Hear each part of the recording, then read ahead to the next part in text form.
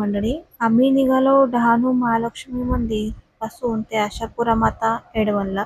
तर आम्ही आशापुरा ला पोहोचल्यानंतर आम्ही असं पायऱ्या चढून वरती गेलो, तर साईडला असा मस्त असा समुद्र होता. हे मंदिर आपल्या समुद्रामध्येच आहे. हे बघा, मस्त असा समुद्राचा व्ह्यू दिसतोय.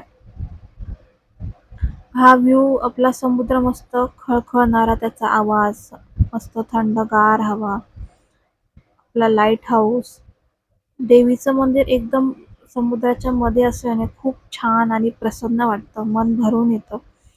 त्यानंतर आम्ही पायऱ्यावरती चढून गेलो आणि नंतर देवीचं दर्शनाला आतमध्ये गेलो. तर देवीचं दर्शन हे गुहेमध्ये आहे. थोडं खाली उतरावं लागतं आणि थोडं बसून चालावं लागतं. देवीच्या बाहेर पडण्यासाठी, दर्शन घेऊन बाहेर पडण्यासाठी आम्हाला लोकांकडून कळलं की 2 रस्ते आहेत.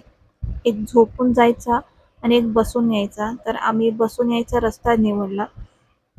बसून यायचा मार्ग निवडला आणि आम्ही देवीचं मस्त असं दर्शन घेऊन आम्ही बाहेर पडलो. हे बघा, आपली देवीचं दर्शन खूप छान झालं. आपली देवी पण खूप सुंदर आहे आणि बाहेर पडल्यानंतर ही आपलं देवीचं जे बाहेरचं दृश्य आहे, हे मस्त सुंदर आहे.